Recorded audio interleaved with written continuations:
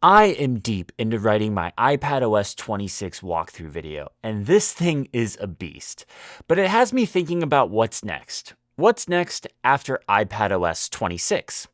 This video is sponsored by Nolah Mattress. Let's get into it.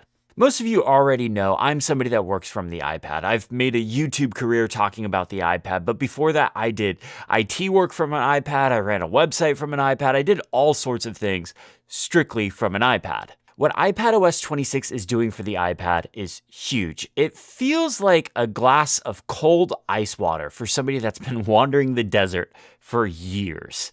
It's a relief. Now, I just want to say right off the bat, I don't expect Apple to release this level of OS update every single year. That's just not tenable. In fact, one of the things I heard at WWDC is this new multitasking system that's coming to iPadOS 26 took 2 years to develop because they started from scratch. Nothing was brought over, they went straight to the drawing board. But my hope is now that Apple has their foot on the gas between the amazing M4 iPad Pro update and iPadOS 26, they don't let up. They keep going on the iPad. Now, I've done a couple of videos highlighting some key features in iPadOS 26. I will link to those in the description below. But I also want to mention I will have my full iPadOS 26 walkthrough out next month alongside the OS updates. So be sure to subscribe for that because this thing is huge. But let's get to the topic at hand. Where does the iPad go from here? And that's easy. Refinements. Smooth out the edges of the iPad. The core kind of feels solid right now, but there's a lot of edge cases and a lot of small things that could just use a little bit of sanding to make a little bit smoother. For example, I really love the new windowing mode. I think this is exactly what the iPad needs as far as multitasking goes.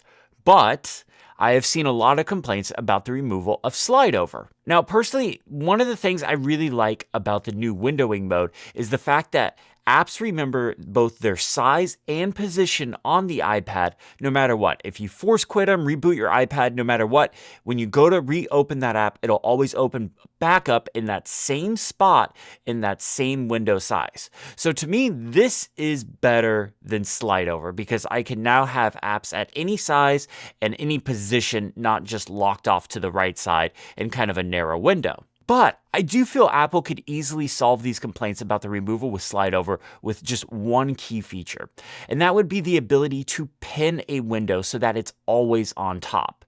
My thought process is this could be added to the stoplight controls, like when you long press on it to get the tiling options. And in here, there could just be a pin option, and this would keep that window on top of all other apps. This also could be used in Stage Manager so that window gets carried over when you switch between different stages. That would be a killer feature. Speaking of Stage Manager, I've really been liking it in this beta period. I was not a fan of Stage Manager. In fact, that was one of the things that kind of broke me and drove me to use a Mac more, was because I just couldn't take Stage Manager anymore. But because it gets pretty much all the updates of the new windowing mode, it's really good, except for one area, and that's when you go to open an app. When you tap on an app, it does not open up in your current stage like the basic windowing mode does. You still have to shift click or drag and drop that app in order to add it to your current stage. A setting to invert that behavior so that way when I tap on an app, it just opens up in my current stage, and if I shift clicked on it, then it would open up in a new stage, would be amazing. That would just make Stage Manager perfect for me and the way I've been approaching it, which is mostly using it kind of like how people use Spaces on the Mac. The last thing I would like to see changed in the new windowing mode, and this could definitely be a part of Stage Manager as well because Stage Manager is just a layer on top of this new windowing mode now, is a setting so that the dock and the menu bar is always visible. If you right now have an app open and it's not covering the dock will stay visible. The minute you drag it over that, the dock auto hides. On the iPad screen, the menu bar is always hidden, but when you plug it into an external monitor, as long as you don't have an app covering where the menu bar would be, the menu bar is always visible. So there's some inconsistencies there. A setting so that these were always pinned would be really nice, and maybe even a sub setting of that to where if a keyboard and trackpad is detected, it always shows the dock and menu bar, but if there is no keyboard and trackpad, then it auto hides. That would be pretty cool. My thanks to Nolah Mattress for sponsoring this video. Head to nolahmattress.com/lolly and use code LOLLY to get an extra $50 off your mattress. Nolah is an award-winning mattress brand known for its cooling technology, exceptional pressure relief, and long-lasting durability, and it's conveniently shipped to your door for free. I was really looking forward to trying out the Nolah mattress. One thing that caught my eye about it is its cooling technology. I am somebody that kind of typically sleeps hot, and I do not like being warm at night at all. The breathable foam they used worked wonders for me.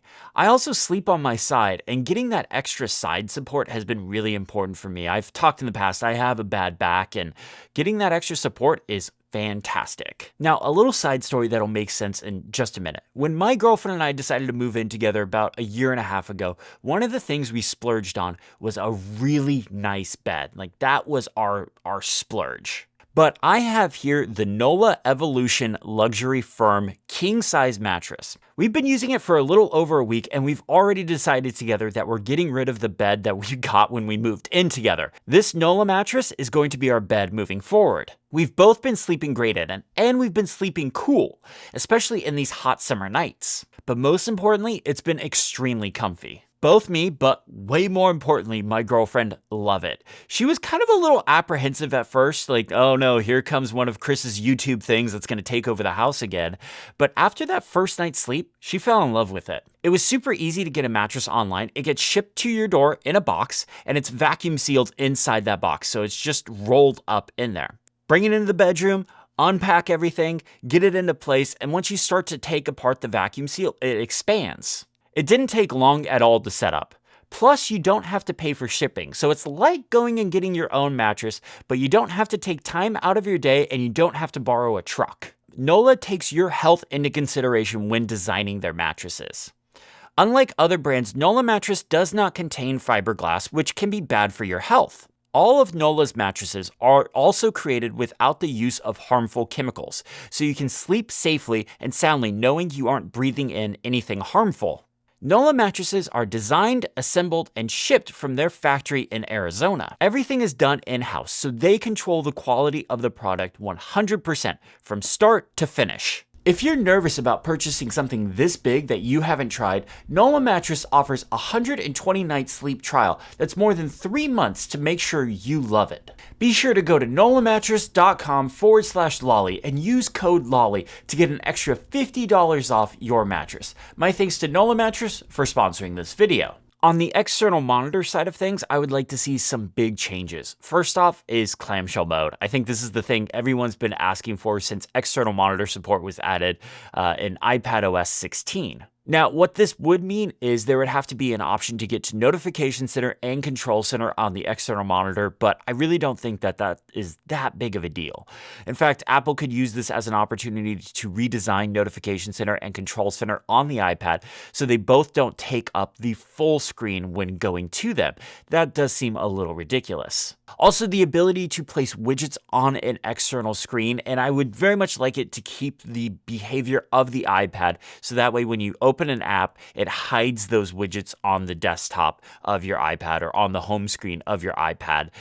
The macOS widgets don't really make sense to me because once you start opening apps, the widgets are still there behind the apps and it kind of feels a little cluttered. And then the last thing for external monitor support, and it's kind of a small thing, but I think it would go a long way for a lot of people, and it's the ability to set wallpaper independently from your iPad.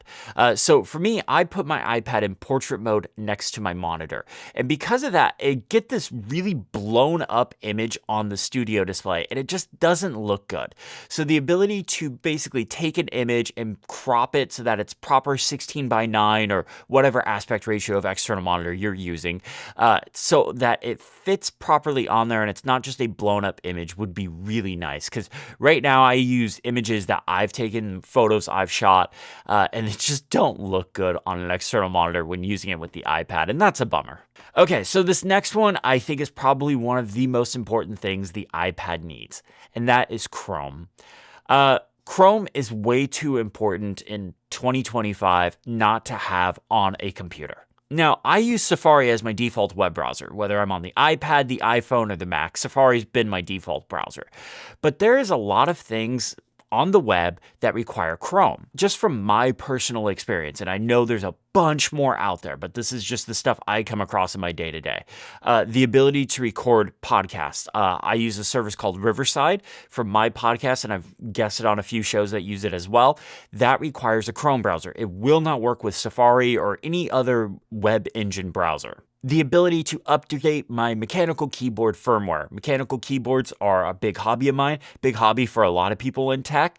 There's a service called VIA that you can use to update the firmware of your keyboard so that you can install macros, change keys, layouts, all sorts of different things, LED lights, all sorts of things.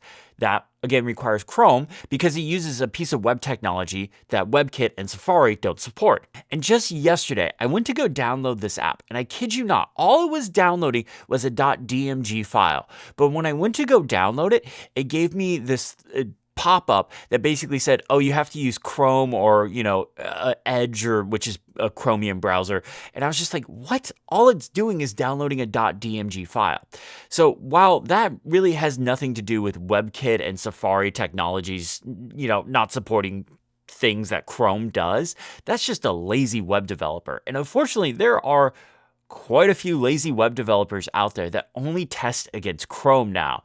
And that's just not a good experience on the iPad. At WWDC, one of the things that I was kind of, side-eyeing, that whole meme of like the guys holding the girl's hand but looking at the other girl, was the new Spotlight in macOS Tahoe. I really like it. It looks really fast. That's important. Spotlight could always get faster, but it has a built-in clipboard manager. Apple's finally embracing a clipboard manager. That's something I've wanted on the iPad for a really long time. This seems like a great way to do it. I still would like Apple to do a clipboard manager API so third-party apps could have proper clipboard manager support, but clipboard manager built into Spotlight would be fantastic. Additionally, I really like the feature where you are able to take action in Spotlight. So, for example, they showed off the ability to send messages or emails to certain people. So you just type in the recipient, you type in the message, and you can send it off right from Spotlight. As somebody with ADHD, opening up messages or opening up mail can just completely break my focus. So if I just need to be able to send off a quick message or a quick email to somebody, and being able to do it right from Spotlight without having to open up the app would be killer for me. One thing iPadOS 26 can't really address is the landscape of apps available on the iPad.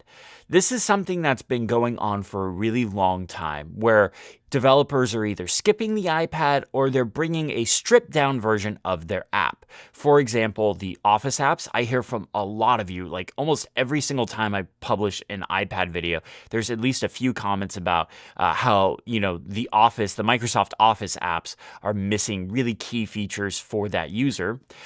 There's like the Adobe apps. Adobe Photoshop is kind of a joke on an iPad. I mention this all the time because I cannot believe it just doesn't make any sense. But Photoshop on the iPad doesn't have the pin tool. Of all the things like it could be missing, the pin tool on the iPad really doesn't make this much sense at all. But also Apple's doing it as well. You can look at Final Cut Pro and Logic. Now, I know Logic is a bit more full-featured and probably closer to the Mac app version, but Final Cut Pro is missing a lot of key stuff and a lot of stuff that's still keeping me going to the Mac to edit big video projects because it's just faster. And I don't mean performance-wise because of like an M4 Max chip or something like that, but because of really simple things like the ability to copy effects from one clip in a timeline and paste it to another using keyboard shortcuts. Right now, you have to go into a menu, go into the effects page, go to the menu button in there, copy effects, then go to the next clip, go to the effects, go to that same menu, and then hit paste effects. Whereas I should just be able to hit Command-C and then Command-Option-V just like I can on the Mac. Then there's stuff like just being able to stabilize clips in post. You can do this in the Final Cut Pro camera app where you can stabilize clips, but you can't do it in post. So if I shoot something on my Canon camera and it's a bit shaky, there's no way to stabilize those clips. Then there's like really simple stuff, like the ability for users to create effect presets. So I do this a lot with my color grades, where like this is pretty much where I record all of my talking head unless I'm traveling. So this color grade is pretty much static. So on the Mac, I just have a preset made that I can just drag and drop right on top of that. On the iPad, I literally have a notes document where I have to sit there and just type in the numbers for each effect. So like exposure, highlights, black levels, shadows, white levels, saturation. I have to type all that stuff in there, and that's just frustrating. Then there's stuff like third-party LUT support and plugin support. Now, plugin support was announced alongside Final Cut Pro for the iPad, like what, 2 years ago? When I was down in LA for the announcement, it was announced there. I remember it. Like, can't gaslight me on this one. I absolutely remember it being announced, and it was one of those things that they said it was coming soon, and 2 years later, it's still not here. So I'm really hoping this feature wasn't dropped. I'm really hoping it's still coming soon, but we haven't really heard anything on it. And third-party LUT support, just there's a lot of LUTs out there. There's a lot of people that make LUTs. There's a lot of people that rely on LUTs. And being able to import those and just add them to your clips would be really important. Then there's apps like Playgrounds, where technically you can write an app from start to finish, submit it to the App Store right from the iPad. But oh boy, is it missing a lot. I've talked to a couple of people that have tried to do this. I've tried to do it as well, and there is just way too many rough edges to even think this is remotely feasible. Really, Apple needs to bring Xcode to the iPad, and it needs to be the same level of Xcode that is on the Mac. I kind of don't really buy the excuse now of like, oh, well, we can't do this on the iPad because of da-da-da-da-da. Same chipset, same hardware, same everything as a Mac. Like, if the Mac can do it, the iPad should be able to do it. But going back to third-party apps, something I would love to see is Apple reaching out to these developers like Microsoft, like Adobe, all these big companies that have these big apps on the Mac. And yes, they technically have an iPad app, or maybe they skipped the iPad. And for Apple to work with them to bring feature parity to the iPad, or as close as possible to the iPad. Because, people shouldn't have to make a choice of needing both a MacBook and an iPad because they need to do this one specific thing on a MacBook, but they really want to work on an iPad.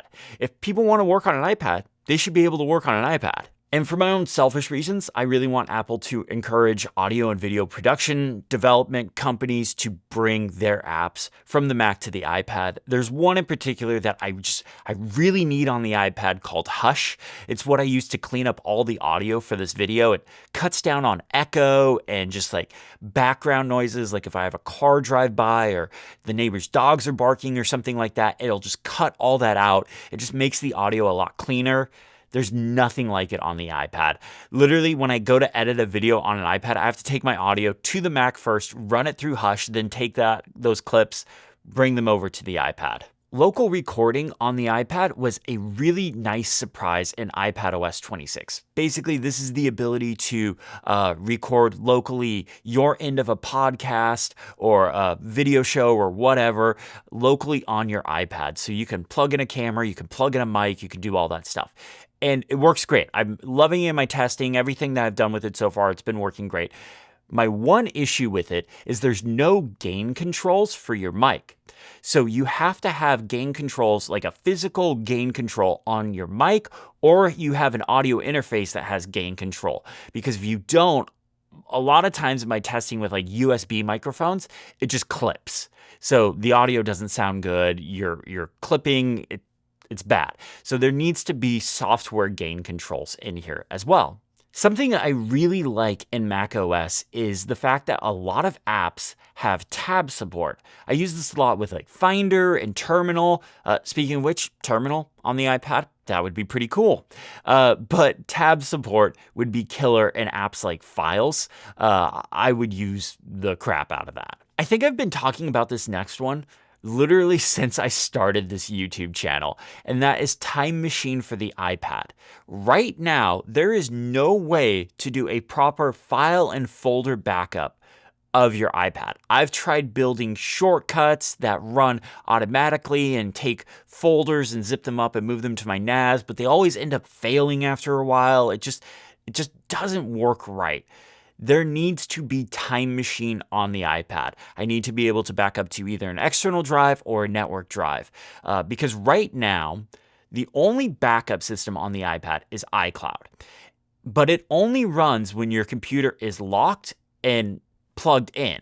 That's the only time the iCloud backup system runs on an iPad. And if you're like me and do large production work on it, you have a lot of files. So sometimes those backups don't even finish. I get the notification quite often of like, oh, it's been 2 weeks since you've done an iCloud backup, which is really scary because what happens if my iPad breaks or gets stolen or something like that, and I'm in the middle of an edit or something like that for a sponsor or for myself or for a channel or for somebody else, that like a freelance gig or something like that.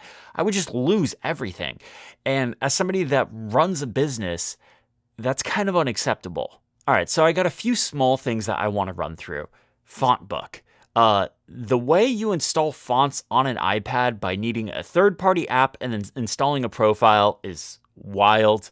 Just bring Fontbook to the iPad. Give users a native way to just drop in all those font files, all the weird formats they are. Just do that. Fontbook. More control over screen recordings. We got some great control over screenshots a few years ago in iPadOS, but more control over screen recordings, like the ability to save them to files and maybe a specific folder, not just automatically go into the Photos app. Then lastly, and I think this one would be way more popular than Apple thinks, universal control between iPads. I hear a lot of people that have multiple iPads, whether it's like an iPad Pro and an iPad mini. That's kind of my setup. I would love to have my iPad and then just be able to bring the cursor over to the iPad mini, click on something, and then go back to my iPad Pro. Or bring it over, start typing something on the iPad mini, and then go back to the iPad Pro. Like, I use my iPad mini next to my iPad Pro all the time, especially when I'm editing or doing writing and research and all that stuff. It's kind of like a second display. I use it all the time. And universal control between iPads would be great. They have universal control between Macs. Why not iPad? Now, there is going to be a few to a lot of comments saying, just use a Mac. And frankly, I understand where those comments come from. But I love the iPad. I love sitting down at this device, my iPad Pro, and working from it. It brings me joy. Like, do you have something in your life that, like, when you get to use it, you're really happy? And that's how I feel about the iPad. It's just like the computer I really love using. I'm a nerd. I love computers, and it's the computer I really love using. But also, I do use a Mac. I've been using it as my production machine pretty much the whole year for Final Cut and for podcast editing and all that stuff, because there's just so many rough edge cases around using the iPad for big projects like that, that it's just so much faster for me to work on a Mac. And I run a business. I'm a solo person. I don't have any employees. So being able to work fast is really important to me because yeah, I'm the editor, but I'm also the writer. I'm also the business manager. I'm also the accountant. I'm also like everything. I have to file my own HR complaints against myself. Like, I do everything. So the ability to work fast is really important to me. To me, the iPad is the hybrid computer I've always wanted. It can go from a tablet to a full desktop setup if need be. Like, there is a wide range of what the iPad can do. And it's because I love the iPad that I criticize it. You know, this criticism comes from a place of love. If you can love a computer, that's where it comes from, and I want it to get better. So that's where this comes from. It's not because I'm trying to be one of those YouTubers that makes an easy video about bashing the iPad. No, I really love the iPad, and I want to see it succeed. So this is what I want for the future of the iPad, but I want to hear from you all. What do you want to see from the iPad in the future? Let me know in the comments below. My thanks to Nolah Mattress for sponsoring this video. If you liked the video, hit the thumbs up button, subscribe if you haven't already, and have a great day.